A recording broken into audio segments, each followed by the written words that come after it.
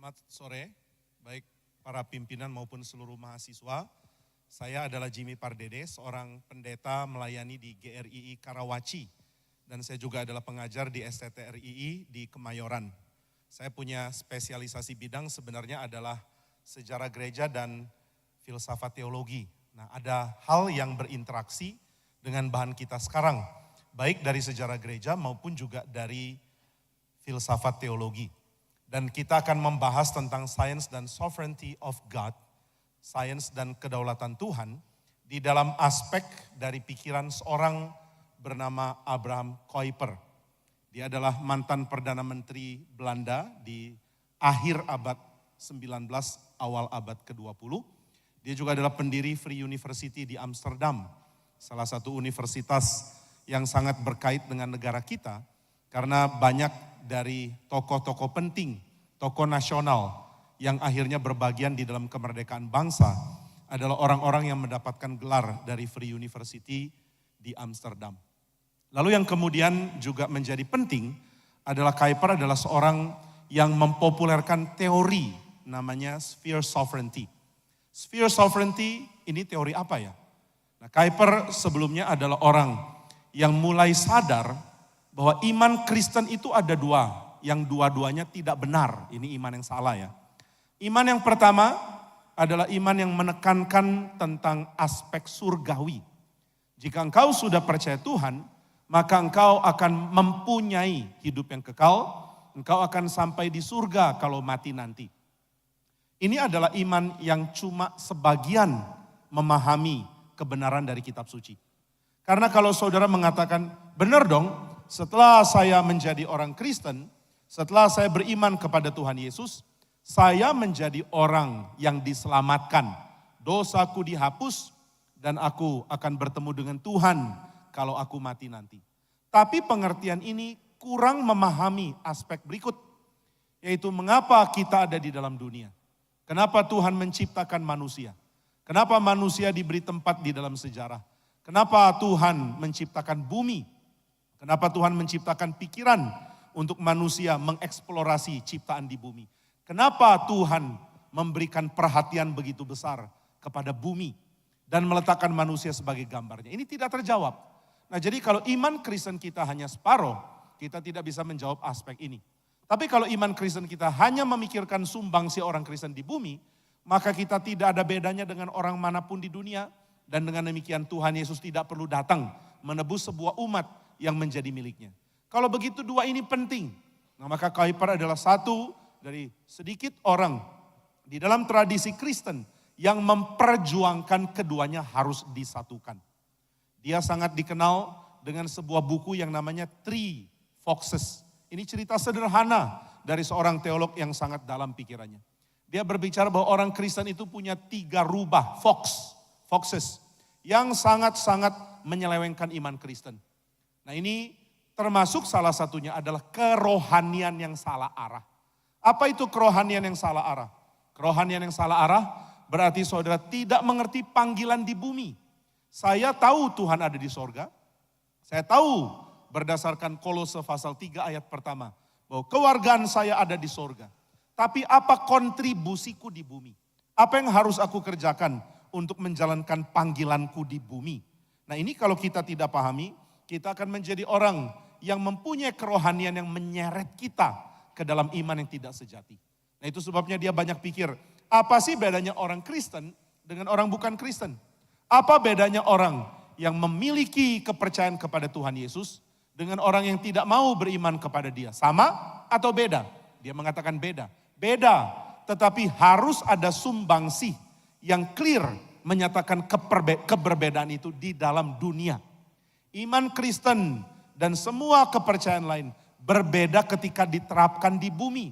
Bukan berbeda di dalam tujuan akhir ke surga. Nah, maka dia terus kembangkan pengertian.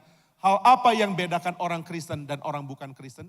Orang Kristen adalah orang yang percaya kedaulatan Allah. The sovereignty of God. Oh, Tuhan adalah Tuhan yang berdaulat. Lalu Kuyper mulai berpikir, Tuhan itu berdaulat di mana ya? Apakah Tuhan hanya berdaulat di surga?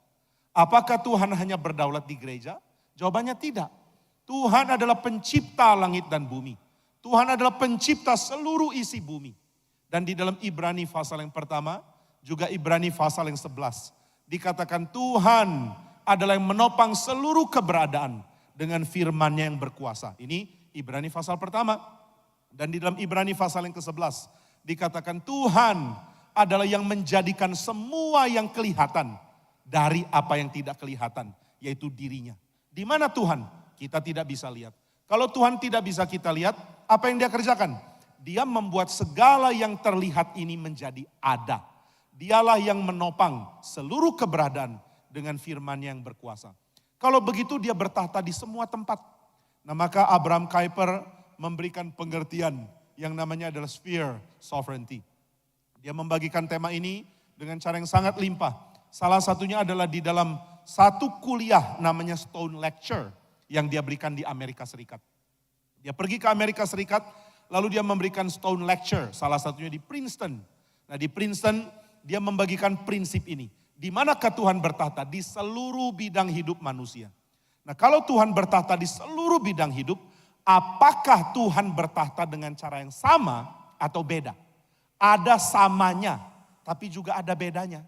Tuhan bertahta di politik, maka Tuhan menginginkan politik diserahkan untuk Tuhan. Tuhan bertahta di gereja, maka Tuhan ingin gereja diserahkan untuk Tuhan. Tuhan bertahta di dalam dunia pendidikan, termasuk di kampus ini. Dan Tuhan menginginkan seluruh dunia pendidikan diserahkan untuk Tuhan. Tuhan bertahta di dalam bidang seni, maka Tuhan menginginkan seluruh seni diserahkan untuk Tuhan. Tuhan bertahta bahkan di dalam bidang hiburan. Saudara mau punya waktu luang, saudara mau bersenang-senang, saudara mau rekreasi, ini pun ada di dalam kedaulatan Tuhan dan harus diserahkan kepada Tuhan. Nah, sekarang pertanyaannya, apakah semua bidang ini diserahkan kepada Tuhan dengan cara yang sama atau beda? Jawabannya adalah beda. Engkau mau menyerahkan politik ke dalam tangan Tuhan, beda dengan engkau menyerahkan dunia seni, beda dengan engkau menyerahkan gereja ke dalam tangan Tuhan. Maka setiap orang akan punya panggilan. Tuhan yang berikan panggilan itu untuk kita memperjuangkan bidang kita untuk menjadikan bidang itu tunduk ke dalam kedaulatan Allah. Jadi Allah punya kedaulatan ada di mana-mana, tetapi untuk menunjukkan kedaulatannya, Dia memakai cara yang beda. Saudara sekalian, Tuhan menyatakan kedaulatannya di dalam hukum. Dan ketika hukum itu berbicara, akan ada kekuatan di baliknya untuk menyatakan apa yang sudah disepakati sebagai hukum. Tapi ketika gereja menjalankan kedaulatan akan lain. Gereja tidak bisa memakai semua alat-alat yang dimiliki oleh hukum dan dimiliki oleh negara. Kalau saudara melanggar undang-undang di dalam sebuah negara, maka saudara akan ditangkap, saudara akan diadili, saudara akan mendapatkan hukuman. Tetapi kalau saudara melanggar di gereja, tidak mungkin saudara ditangkap polisi, lalu diadili, kemudian diberikan hukuman. Di sini apakah ada yang pernah datang terlambat ke gereja, tiba-tiba pulang gereja ditangkap polisi? Polisi sudah tunggu di depan gereja. Hei kamu! Lalu saudara kaget, hah? Kenapa polisi cari saya? Kamu terbukti melanggar. Melanggar apa ya? Terlambat datang di gereja. Loh, terlambat datang di gereja? Ya, sekarang kamu ditangkap, kamu melanggar hukum, yaitu ibadah harus hormat. Engkau tidak hormat, maka hukumannya adalah penjara 13 tahun. Loh, enggak ada. Oh, kalau enggak ada berarti gereja lebih santai, lebih boleh dipermainkan. Bukan. Gereja ada di dalam wilayah kedaulatan yang dieksekusi dengan beda dengan wilayah hukum. Negara ada di dalam wilayah kedaulatan yang dieksekusi dengan berbeda dengan dunia pendidikan. Maka seluruh bidang hidup manusia itu ada bidangnya masing-masing. Nah, ini yang disebut dengan spheres oleh Abraham Kuyper. Ada bidang-bidang di dalam kedaulatan Tuhan. Maka semua orang mesti mengenal Tuhan di dalam sudut pandang yang unik untuk bidang itu. Engkau mau mendalami hukum, kenalilah Tuhan yang mengatur hukum dengan cara yang beda dengan Dia mengatur seni. Saudara mau melayani Tuhan di dalam bidang sains, maka saudara harus mengerti bagaimana sains harusnya dijalankan untuk kedaulatan Tuhan. Caranya beda dengan saudara menjalankan aspek seni misalnya, atau aspek kehidupan yang lain. Saudara mau menjadi seorang kepala keluarga, keluargamu harus diserahkan kepada Tuhan dengan cara yang beda dengan kalau engkau menyerahkan dunia pendidikan ke dalam tangan Tuhan. Maka semua orang Kristen punya kewajiban untuk menyatakan kedaulatan Allah di dalam setiap bidang. Allah berdaulat? Ya. Kalau begitu bertanggung jawab dong. Jika Tuhan memang berdaulat, berikan bidangmu untuk Tuhan. Ini hal yang sangat simpel ya. Tahu dari mana Tuhan berdaulat? Karena Alkitab mengatakan Allah mencipta langit dan bumi. Bumi dan segala isinya milik Tuhan. Dan Tuhan memberikannya sebagai anugerah untuk manusia. Lalu manusia tinggal di bumi, manusia mulai selidiki. Oh, ternyata hidupku kompleks. Ternyata hidupku punya banyak bidang. Ternyata hidupku ada di dalam kondisi yang sangat limpah. Nah, orang yang memahami kelimpahan ini orang yang bahagia. Orang yang cuma bisa lihat satu sudut pandang itu orang yang kasihan. Semua hidup cuma dipahami dari satu sudut pandang. Nah, maka ketika seseorang ingin mengenal Tuhan, dia mesti tahu Tuhan itu punya banyak aspek yang dia mau nyatakan di dalam ciptaannya. Sayang sekali ya, banyak orang Kristen cuma tahu Tuhan itu dari satu sisi. One aspect, one perspective. Tidak kenal sisi yang lain. Ini membuat orang Kristen jadi sempit dan tidak bisa kenal Tuhan yang limpah. Tapi orang Kristen yang mengerti Allah itu berlimpah. Allah menangani seluruh ciptaan dengan cara yang beda-beda. Maka dia akan mulai mengenal Allah yang bekerja dengan cara yang sangat beda di dalam satu bidang hidup dengan dibandingkan dengan dia bekerja di dalam bidang yang lain. Nah, ini yang kita mesti pahami dengan satu pengertian yang ketat yang kita boleh pahami dan pelajari dari seorang bernama Abraham Kuyper. Nah, Kuyper seorang jenius, maka dia mengatakan, mari pikirkan panggilanmu di dalam segala bidang. Nah, dia sendiri kuasai beberapa bidang. Nah, kita mungkin tidak bisa seperti dia. Dia adalah seorang teolog. Dia adalah seorang pendeta di sebuah gereja. Dia juga adalah seorang pendiri surat kabar. Dia juga adalah seorang penulis renungan harian. Tiap hari dia tulis. Dia juga seorang penulis buku yang sangat produktif. Dia juga adalah seorang pendiri partai politik. Dia mempunyai partai politik, namanya Partai Politik Anti Revolusi. Ini berkaca pada revolusi Prancis. Dia sangat anti revolusi Prancis. Karena menurut dia, revolusi Prancis berujung pada kedaulatan diktator namanya Napoleon. Kalau engkau punya revolusi yang liar, yang menghantam, yang menghancurkan tatanan, menghancurkan kestabilan, maka yang akan berkuasa adalah militer dan diktator. Ini terjadi di Prancis. Setelah terjadi pembunuhan, 900.000 orang mati di dalam revolusi Prancis. Akhirnya muncul Napoleon. Dia menjadi diktator baru yang memimpin seluruh Prancis dengan tangan besi. Nah, jadi Kuyper merasa kalau begitu partai politik kalau mau ikut cara Tuhan tidak boleh dengan cara revolusi. Partai politik harus menekankan damai, harus menekankan harmoni dan harus menekankan kedaulatan aturan untuk menjadikan negara menjadi baik. Nah, ini prinsip dia. Maka dia menjadi tokoh politik. Dia menjadi pemimpin partai dan dia menang dalam pemilihan menjadi Perdana Menteri. Meskipun akhirnya dia ribut dengan pekerja-pekerja rel dan akhirnya demonstrasi besar-besaran terjadi dan dia harus turun karena kebijakan yang dianggap terlalu ketat. Nah, dia punya hal yang sangat baik, tapi juga dia punya hal yang membuat dia harus turun dari Perdana Menteri. Padahal dia orang yang sangat-sangat baik, sangat memperhatikan banyak hal, termasuk sangat memperhatikan kedaulatan negara Indonesia. Kuyper adalah satu dari sedikit tokoh, hanya sedikit, termasuk banyak misionaris tidak pikir tentang kemerdekaan Indonesia. Kuyper salah satu yang pikir. Dia menekankan pentingnya negara Indonesia mempunyai kedaulatan yang menekankan lokalitas. Nah, tentu waktu itu dia tidak secara eksplisit bilang harus merdeka. Karena pada zaman itu ya kita bukan negara yang bisa dipisah dari Belanda pada zaman dia. Namun dia mengatakan lokalitas Indonesia itu penting demi memelihara gereja Tuhan. Gereja Tuhan tidak boleh tunduk pada pemerintah Belanda. Gereja Tuhan harus punya kemandirian. Gereja Tuhan tidak boleh diatur oleh pemerintah Belanda. Nah, ini perkataan dari Abraham Kuyper. Gereja Tuhan di Indonesia harus mandiri. Tidak boleh gantung kepada pemerintah Belanda. Tidak boleh diperintah dan diatur oleh pemerintah Belanda. Nah, ini bagian prinsip yang penting dari pikiran Abraham Kuyper. Sekarang kita lanjut ke dalam tema berikut, yaitu sains. Seperti apakah bidang sains? Apakah sains itu hal yang berkait dengan iman Kristen atau tidak? Apakah sains diperlukan di dalam kekristenan atau tidak? Kita tahu sains diperlukan di dalam dunia publik. Kita tahu perusahaan perlu orang-orang yang mengerti teknologi, yang mengerti fisika, yang mengerti kimia, yang mengerti segala bidang yang dipelajari dan ditemukan lewat sains. Kita tahu dunia kerja, dunia teknologi, dunia sains, dunia kampus, dunia apapun industri yang berkembang. Semua perlu sains. Tapi pertanyaan yang kedua adalah apakah gereja perlu sains?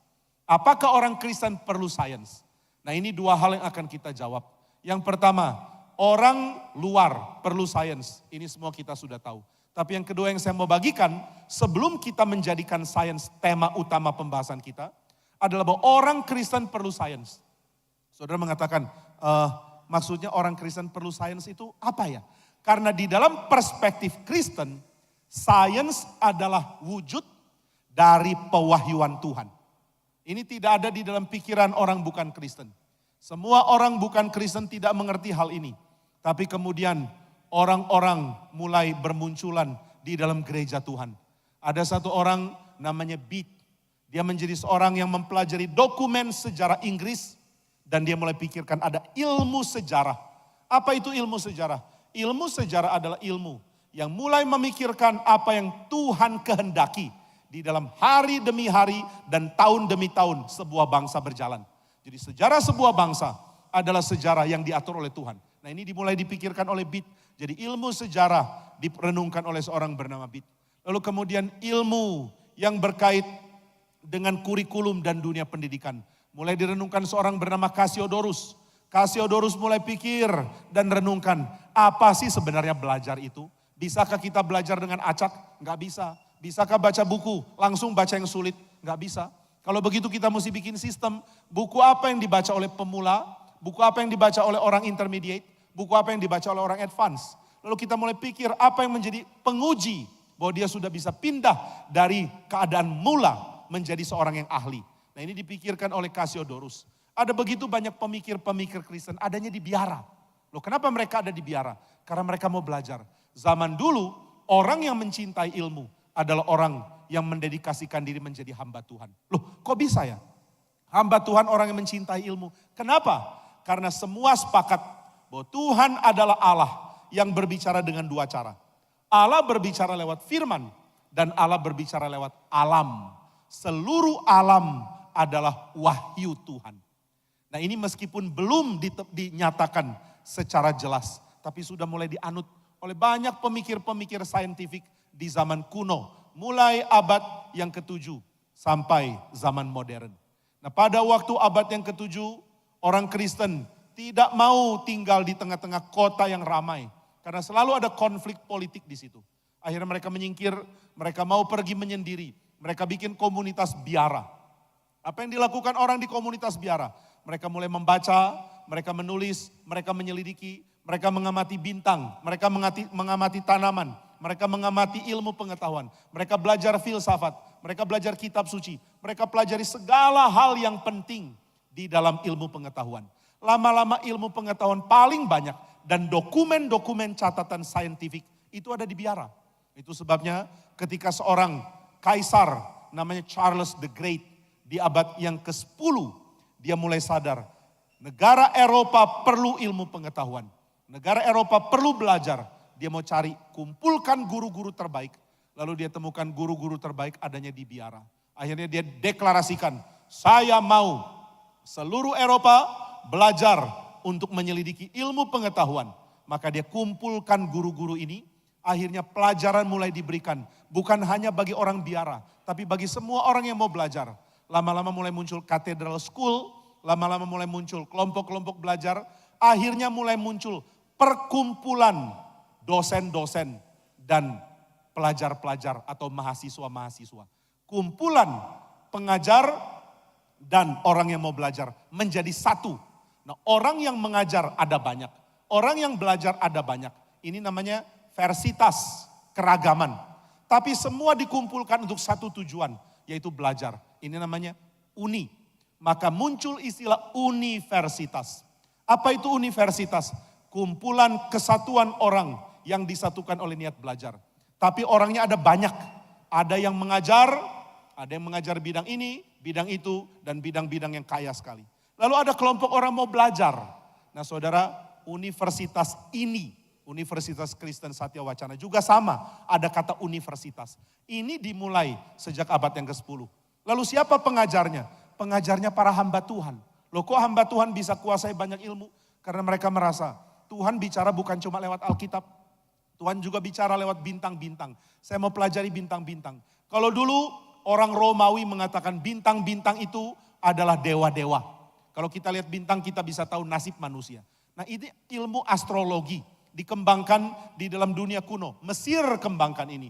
Babel kuno kembangkan ini. Yunani kembangkan ini. Romawi kembangkan ini. Coba lihat langit, lihat bintang-bintang. Nah sudah lihat ya. Apa arti bintang-bintang itu? Oh bintang-bintang itu menunjukkan bahwa kamu nanti akan nikah dengan orang yang lebih tua. Wah jangan, saya nggak mau. Udah telanjur nasib bintang-bintang bilang gitu. Nah ini ilmu perbintangan dulu. Tapi orang-orang Kristen mengatakan enggak. Tuhan tidak mengatur nasib manusia lewat bintang. Lalu apa gunanya ada bintang-bintang? Tuhan ingin kita kagum kepada Tuhan. Seluruh langit menyatakan kemuliaan Tuhan. Nah ini seperti dicatat di dalam Mazmur 19 dan juga bisa ditemukan di dalam Mazmur 8 dalam versi yang berbeda. Seluruh langit menyatakan kemuliaan Tuhan. Maka mereka mulai mempelajari langit bukan untuk nujum, bukan untuk sihir, bukan untuk ilmu-ilmu gaib. Mereka mempelajari langit demi tahu bagaimana benda langit bergerak. Nah inilah ilmu pengetahuan. Mereka mempelajari tanaman bukan sebagai bagian dari dewa. Mereka mempelajari binatang, bukan sebagai dewa. Kalau orang Mesir kembangkan ilmu pengetahuan, mereka akan pusing kembangkan ilmu pengetahuan. Kalau ada yang tanya, Pak Guru, kodok itu apa sih? Kodok, oh itu dewa. Oh kodok dewa. Kenapa kodok bisa kembungkan leher, lalu tutup lagi? Waktu kembungkan leher, lalu ditutup bisa ada bunyi. Kok, itu apa ya? Itu dewa nyanyi. Oh dewa nyanyi, selesai. Tapi orang Kristen bilang kodok kok dewa, gila lu. Masa kodok jadi dewa jelek begitu kok dewa. Tapi kodok itu apa? Ciptaan Tuhan. Jadi meskipun kelihatan jelek ada bagusnya. Coba kita selidiki bagusnya di mana. Kenapa kodok bisa kembangkan leher? Mereka mulai selidiki. Cara selidiki gimana? Diamati. Kadang-kadang harus dibedah. Nah kalau orang Mesir tidak mungkin bedah kodok. Ini dewa kok dibedah. Bayangkan ya. Ayo kita bedah kodok. Oke. Oh dewa maaf ya dewa. Saya potong lehermu ya dewa. Dewa bilang silakan. Lalu dipotong, dewanya mati. Dewa maaf ya, kamu sudah mati ya, bisa bangkit gak? Dewa bilang enggak, gue udah mati. Ini kalau orang percaya kodok itu dewa. Tapi orang Kristen tidak percaya. Orang Kristen mulai kembangkan penyelidikan. Mulai selidiki dan mengatakan, seekor kodok adalah ciptaan Tuhan. Dan aku ingin tahu betapa mulianya Tuhan melalui binatang yang dia ciptakan. Nah ini diberlakukan di semua bidang ilmu. Maka universitas modern yang kita kenal berhutang banyak ke dalam kekristenan barat. Ini satu fakta yang kita tidak bisa buang. Nah berarti sains itu apa? Sains adalah cara untuk memahami Tuhan lewat ciptaannya. Apa itu ilmu tafsir kitab? Ilmu tafsir kitab adalah cara untuk memahami Tuhan di dalam membaca kitab suci. Apa itu sains? Sains adalah cara untuk memahami Tuhan lewat bacaan yang lain. Bacaan apakah ini? Bacaan yang namanya alam. Maka orang mulai menyadari, kalau begitu Tuhan itu hebat, Tuhan itu menakjubkan, Tuhan itu memukau, membuat saya sangat heran. Nah ini merupakan pengertian yang dari dulu orang sudah miliki. Engkau mau mengenal alam, engkau harus punya rasa kagum lebih dulu. Engkau mau punya ilmu pengetahuan, engkau harus mempunyai perasaan kagum terlebih dahulu. Nah maka karena saya kagum, saya akan selidiki. Tapi kalau tidak ada rasa kagum, engkau tidak mungkin mengerjakan apapun. Nah banyak orang di sini adalah mahasiswa tingkat baru ya. Harap saudara mengagumi bidang yang saudara pelajari. Kalau tidak, saudara akan punya 4 tahun ke depan agak mirip neraka. Loh, kenapa mirip neraka? Karena disuruh pelajari hal yang saya nggak suka. Loh kalau nggak suka kenapa belajar? Katanya bidangnya bagus, laku. Kalau lulus banyak dicari. Kalau saya kuliah ini nanti bisa kerja. Banyak bidang suka, banyak orang perusahaan perlu. Maka saya belajar supaya bisa kerja. Oh belajar supaya bisa kerja. Apakah kamu menikmati yang kamu pelajari? Tidak. Suka enggak? Enggak. Lalu kamu tertarik? Tidak. Terus kenapa belajar? Supaya lulus diterima. Lalu kamu masih mati-matian paksa diri, enggak suka. Akhirnya nilaimu drop. Lulusnya juga karena belas kasihan dan anugerah Tuhan. Setelah lulus, perusahaan-perusahaan terima lamaranmu. Lalu mengatakan, nilai begini kok berani melamar ke sini. Maaf, enggak diterima. Akhirnya setelah lulus 10 tahun nganggur dulu. 10 tahun nganggur masih tinggal di rumah orang tua, ditanya, kerja apa sekarang? Kerjanya adalah saya di BUMN. BUMN apa? BUMN papa mama. Kamu belum kerja? Aduh belum. Kenapa belum? Karena kamu tidak punya keahlian. Kenapa bisa tidak punya keahlian? Karena tidak pernah menyukai bidangnya. Nah maka saudara belajar apa sekarang, masuk kuliah apa, fakultas apa, belajar suka ya. Jangan bilang, aduh saya kayaknya gak suka, pindah lagi. Udah gak usah pindah lah, udah daftar kok. Terus bagaimana? Belajar sukai bidangmu. Sukai bidang caranya bagaimana? Coba pahami bagaimana Tuhan bisa dinikmati, kemuliaannya di bidang itu. Bidang lain gak bisa cover. Kalau engkau pelajari sains bisa menunjukkan tentang Tuhan, yang teologi tidak bisa. Teologi belajar banyak tentang Tuhan, tapi tidak mungkin cover bidang yang sains bisa pelajari. Nah saudara, seorang bernama Fern Poitras, dia profesor matematika, dan dia juga adalah seorang yang akhirnya menjadi seorang teolog. Dia mengatakan Tuhan adalah Allah yang konsisten hukum-hukumnya. Maka sains pasti juga konsisten. Karena sifat Tuhan ditunjukkan di situ. Engkau mempelajari satu bidang studi, engkau melakukan percobaan, lalu engkau mendapatkan kesimpulan. Kalau kesimpulanmu benar, ini kesimpulan akan berlaku di mana-mana. Tidak mungkin engkau menemukan teori yang benar di Salatiga. Lalu engkau pergi ke Surabaya, lalu kemudian tunjukkan, ini teori saya. Orang Surabaya mengatakan, maaf, ini kebenaran cuma untuk Salatiga. Untuk Surabaya beda. Surabaya kebenarannya beda. Loh, ini percobaan saya lakukan sudah dengan benar. Enggak, Surabaya lain. Enggak bisa, sama. Kalau teorimu benar, ini akan berlaku baik di Salatiga, di Surabaya, di Salah 10, di Salah 8, di mana-mana berlaku. Tidak peduli engkau pergi kemana. Mulai dari Sabang sampai Merauke. Mulai dari New York sampai Zimbabwe. Semua teori yang benar akan berlaku sama. Nah jadi ketika engkau mencari kebenaran saintifik, engkau sedang belajar konsistensi Tuhan. Engkau sedang belajar mengagumi. Tuhan begitu konsisten. Sehingga hukum-hukumnya begitu konsisten. Dan alam menyatakan konsistensi yang begitu indah. Tapi selain konsisten, Tuhan pun mempunyai misteri yang tidak bisa ditebak. Semua orang yang mempelajari sains akan mengerti ini. Karena ketika mereka pelajari, mereka akan menemukan ada banyak aspek yang sains belum bisa cover. Saudara, sebelum nuclear physics menjadi populer di abad 20, orang cuma tahu model fisika dari Newton, Isaac Newton. Pokoknya Isaac Newton mempunyai teori seperti ini. Kalau dia punya teori seperti ini ya kita ikut teori yang sangat cocok untuk fisika mekanikal. Tapi kemudian mulai muncul teori baru yang menyadari bahwa subatomic part ternyata mempunyai cara berinteraksi total beda dengan mechanical physics. Semua fisika model mekanis ternyata tidak berlaku rumusannya kalau saya mau menyelidiki aspek nuklir dari inti atom. Nah ini merupakan sesuatu yang mengagumkan sekali. Ketika inti atom dipecah, nah saya bukan ahli bidang ini ya. Saya cuma mencoba untuk memahami betapa mengagumkannya sains lewat bidang yang orang lain dalami. Saya membaca buku-buku dari seorang namanya John Paul Kinghorn. Seorang profesor di dalam nuclear physics. Dia ahli di dalam subatomic physics. Dan dia juga adalah seorang teolog dan ahli di dalam filsafat. Ini orang jenius dari Cambridge. Nah dia mempelajari tentang bidang ini, lalu dia tulis buku. Dia mengatakan Tuhan tidak terduga. Seperti aspek subatomik tidak terduga. Ketika subatomic part dipisahkan, saudara memberikan rangsangan kepada yang satu. Yang lain akan memberikan reaksi. Entah saudara taruh satu part di tempat yang dekat ataupun terpisah jauh. Saudara taruh satu part di bumi, taruh satu part di Mars. Ketika saudara beri reaksi, saudara akan menemukan keteraturan di antara keduanya. Maka sekarang banyak ahli nuklir fisik menjadi bingung. Bagaimana subatomic part itu berkoneksi? Bagaimana mereka bisa saling komunikasi? Bagaimana mereka bisa informasikan semua jenis rangsangan yang diberikan dan akhirnya saling berkait. Ini misteri yang belum terpecahkan setahu saya. Saya bukan ahli, saya tidak update bidang ini. Tapi ini mengejutkan sekali. Ini merupakan sesuatu yang mencerahkan. Ternyata Tuhan tidak bisa segampang itu ditebak. Ternyata alam tidak segampang itu ditebak. Maka sains berguna untuk orang Kristen. Supaya orang Kristen makin kagum. Maka saudara, meskipun engkau bukan mahasiswa bidang sains. Saya bilang natural science ya. Semua bisa dikategorikan sains. Teologi juga sains. Sejarah sains. Ilmu ekonomi sains. Sosial sains. Tapi kalau saya kerucutkan ke dalam natural science. Saya percaya kita semua meskipun awam. Mesti belajar untuk mengagumi alam. Lewat pendidikan sains meskipun secara awam. Karena di sini kita akan mendapatkan perasaan kagum bukan main. Ternyata seluruh ciptaan benar-benar menyatakan kemuliaan Tuhan.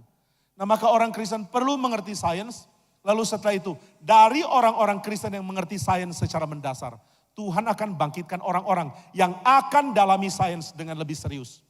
Nah itu sebabnya semua orang Kristen harus belajar ilmu pengetahuan alam, meskipun nanti mereka tidak akan menjadi ahli di dalam bidang sains, natural science. Maka saudara akan belajar IPA dari SD, SMP mulai belajar fisika, mulai belajar biologi, SMA mulai belajar kimia. Lalu saudara bilang, saya nggak mau belajar ini. Saya nanti mau jadi ahli ekonomi, ngapain belajar kimia? Nanti mau jadi teolog, kenapa saya mesti belajar ilmu pengetahuan alam? Tapi ini perlu. Kenapa perlu? Supaya engkau kagum akan Tuhan lewat wahyunya di dalam alam. Nah tapi ada sebagian orang akan dipanggil Tuhan, mampu menyelidiki natural science dengan lebih teliti. Nah inilah orang-orang yang akan menjadi pengajar, yang akan menjadi orang yang terjun di dalam bidang yang berkait dengan natural science. Nah seorang pengajar fisika di Calvin Institute of Technology di bawah dari Sinode GRII tempat saya melayani. Wakil rektor mereka ada Bapak Dr. Agung Waluyo. Nah dia adalah seorang ahli fisika, dia dapat PhD dalam bidang nuclear physics. Saya dapat banyak teori berdiskusi dengan orang ini. Lalu saya tanya, kapan engkau belajar, kenapa engkau pilih bidang namanya fisika? Dia mengatakan, karena saya pernah belajar fisika dari satu orang profesor di Amerika. Profesor ini begitu menyukai fisika. Sehingga dia pernah mengatakan, tahu tidak, saya punya 2 istri. Wah, Pak Agung kaget. Kamu ada 2 istri? Iya. Oh, saya ngerti-ngerti. Istri pertama istrimu ya, istri kedua fisika. Betul enggak? Orang ini mengatakan salah. Salah. Istri pertama saya fisika. Istri kedua adalah istri yang sekarang ini. Terbalik. Nah ini tentu bercanda ya, istrinya bisa nggak kasih makan kalau benar terjadi. Tapi maksudnya adalah orang ini begitu mencintai fisika, begitu mengagumi, begitu menyukai, maka Bapak Agung mulai rasa kagum. Ternyata fisika itu sangat agung seperti nama dia. Jadi kalau begitu saya juga mau belajar, dia mulai menyukai dan pikirannya mulai terbuka. Ternyata begitu banyak hal mengagumkan di dalam Tuhan. Nah maka bayangkan kalau orang Kristen dari awal belajar mengagumi Tuhan, lalu dia kembangkan bidang sains, bidang ilmu pengetahuan, di mana di dalamnya Tuhan dinyatakan dan fungsi dinyatakan. 2 hal, Tuhan dinyatakan kemuliaannya dan fungsi dari ilmu ini dinyatakan kepada masyarakat. Ini akan membuat manusia mendapatkan keutuhan dan kelimpahan yang besar sekali. Nah saudara sekalian, di dalam bahasa Yunani klasik, nah Alkitab Perjanjian Baru itu ditulis pakai bahasa koine bukan klasik. Bahasa klasik itu ratusan tahun sebelum Perjanjian Baru. Nah di dalam bahasa Yunani klasik, kata yang dipakai untuk teknologi yang kita kenal sekarang, kata dasarnya atau teknik, kata dasarnya di dalam bahasa Yunani adalah techne. Apa artinya techne? Di dalam bahasa Yunani, techne bisa berarti teknik, tapi juga bisa berarti seni. Jadi seni dan teknik ini bersatu. Nah maka banyak orang tidak mengerti hal ini. Berpikir bahwa teknik, fisika, dan sains ini satu aspek. Seni, keindahan ini aspek yang lain. Akhirnya manusia modern, yaitu kita semua, berada di dalam pemecahan seperti ini. Ada aspek indah, ada aspek guna. Ada aspek fungsi, ada aspek seni. Yang seni tidak harus ada fungsi, yang fungsi tidak harus ada seni. Akhirnya kita menjalankan fungsi tanpa seni dan kita menjalankan seni tanpa fungsi. Ini semua akan bikin rusak. Nah saudara sekalian, seni dan fungsi harus bersatu. Kalau bangunan ini mau dibangun, fungsinya apa ya? Fungsinya menjadi auditorium, maka audionya harus bagus. Tapi audio di sini sulit dibilang bagus karena gemanya sulit dikontrol dan suara yang pantul sulit didengar dengan baik. Nah ini berarti perlu ada penataan yang lebih baik. Bagaimana penataan yang lebih baik dilakukan? Wah kalau begitu kita mesti selidiki. Bagaimana perlu mendapatkan akustik yang lebih tepat. Akustik untuk pantul atau akustik untuk serap. Tapi ketika saudara mengatakan akustik sudah bagus. Sekarang yang tangani audio mesti bisa dengar baik untuk bisa setting dengan baik. Di mana supaya bisa dengar baik? Oh taruh saja di tengah. Jadi seluruh ruangan tengah penuh dengan orang audio. Saudara ini memang fungsinya baik. Tapi secara estetika, secara keindahan akan rusak. Seluruh bangunan dan ruangan ini tidak kelihatan bagus. Karena di tengah-tengah tempat paling utama, jadi tempat untuk orang yang operasikan audiovisual. Nah ini membuat ruangan ini terutama untuk orang audio. Padahal ruangan ini terutama untuk para pendengar. Kalau begitu nggak boleh seperti itu. Maka keindahan dan fungsi harus bersatu. Gedung ini harus mampu memfungsikan dirinya sebagai pembawa suara yang nyaman ke telinga semua orang. Nah ini kalau gedung ini masih belum mampu, berarti perlu diperbaiki lagi. Sampai kapan? Sampai jadi. Kalau nggak bisa jadi bagaimana? Pasti bisa, karena ilmu pengetahuannya sudah ada. Tinggal diselidiki, dipelajari, dan diterapkan. Nah maka sangat penting orang yang ahli. Supaya apa? Supaya dia bisa kombinasikan antara keahlian dan juga aspek seni. Nah aspek ahli, aspek teknis, aspek fungsi. Ini apa kaitannya dengan Tuhan? Kaitannya adalah bahwa Tuhan mau memberkati manusia melalui aspek fungsi dan aspek guna. Tuhan itu Allah yang sangat-sangat baik. Saudara, kenapa sih Tuhan mengizinkan pohon mengeluarkan bunga? Setelah dibuahi, bunga itu mulai menjadi buah. Akhirnya buahnya jadi dan matang. Ternyata rasanya enak, penuh dengan gizi. Dan waktu kita makan, memberikan nutrisi bagi kita. Kita perlu gula untuk membakar energi, sehingga kita bisa bergerak dan berfungsi. Dan buah memiliki dengan cukup. Nah sekarang saya tanya, memang fungsinya buah apa sih? Sebenarnya fungsi buah adalah untuk memelihara kelanjutan dari pohon itu kan. Tapi Tuhan mengatakan tidak, fungsi buah adalah selain untuk memelihara kelanjutan pohon, juga untuk memelihara manusia. Tuhan mau memberkati manusia, Tuhan mau beri berkat bagi manusia. Tuhan mau berikan manusia menikmati dia, maka manusia bisa makan buah dan mendapatkan gizi yang cukup. Tapi gizi yang cukup saja cukup? Ternyata tidak. Tuhan memberikan rasa yang beragam. Saudara makan stroberi, rasanya lain dengan durian. Nah banyak orang mengatakan generasi sekarang generasi stroberi.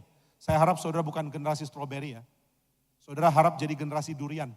Di dalamnya manis tapi di luarnya berani menusuk orang. Bukan tikam pakai pisau ya. Maksudnya berani menusuk yang kacau, berani mengubah yang bobrok dan menjadikannya benar.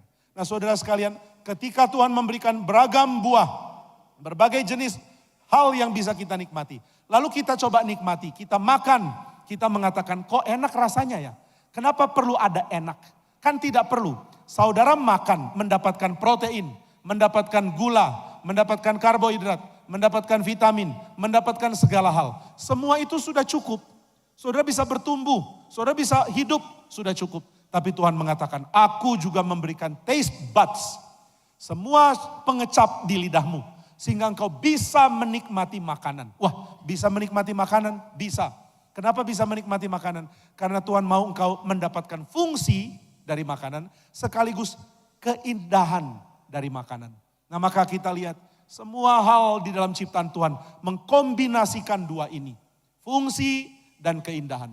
Mari kita nikmati belajar. Karena di dalam belajar saudara mulai menikmati fungsi dan keindahan. Fungsi dan keindahan. Engkau mempelajari ilmu politik, coba pelajari apa fungsi ilmu politik. Lalu apa keindahan Tuhan yang Tuhan nyatakan lewat politik.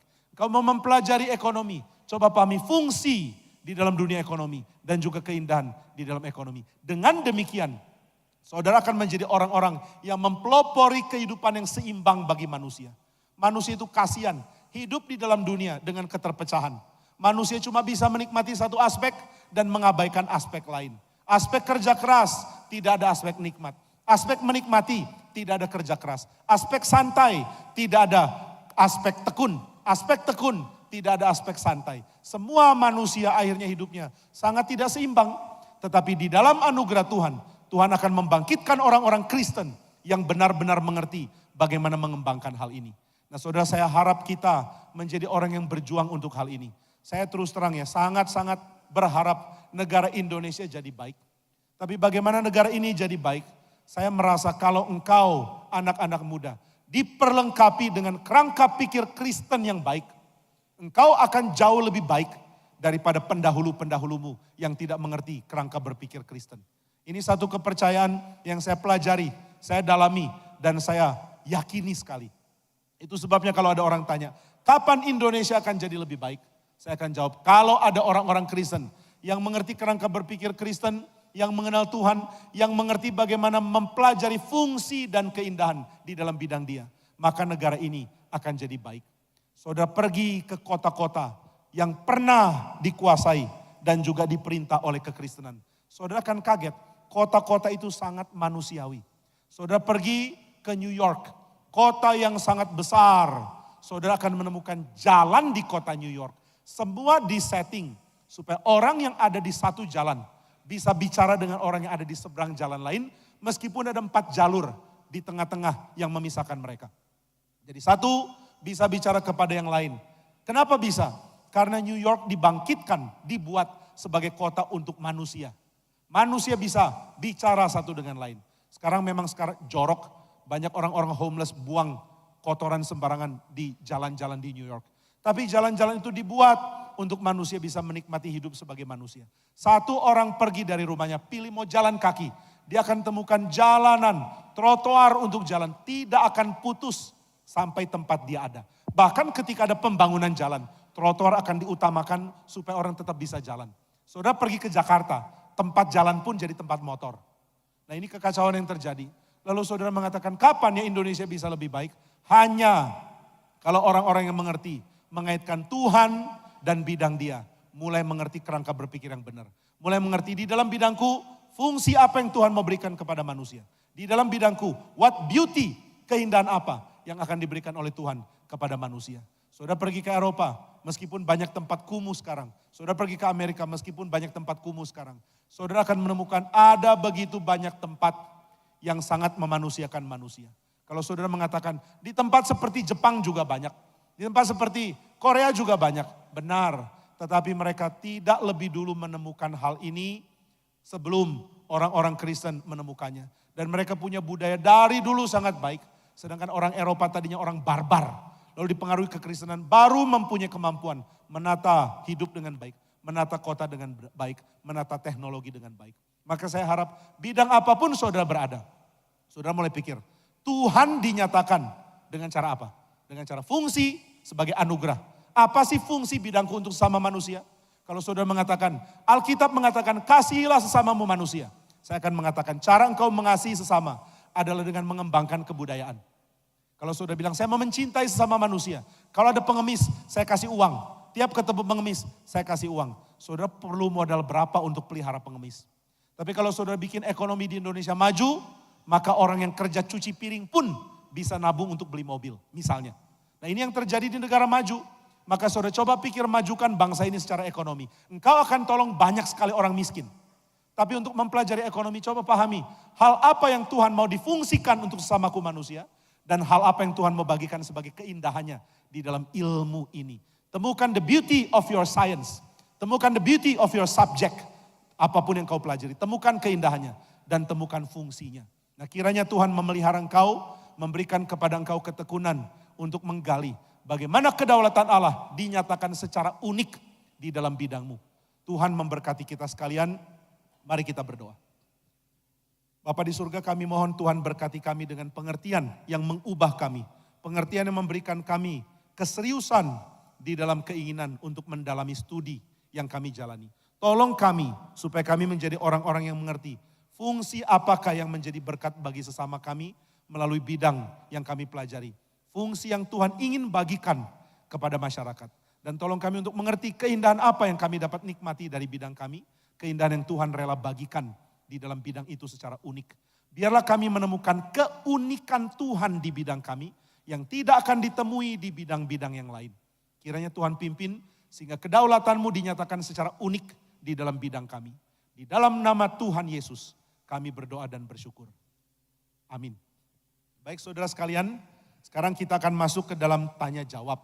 Nah seluruh pertanyaan saudara akan dibacakan oleh Bapak Vikaris Adam dan kalau ada pertanyaan tidak dijawab atau dilewatkan, itu bukan karena pertanyaanmu tidak dianggap penting.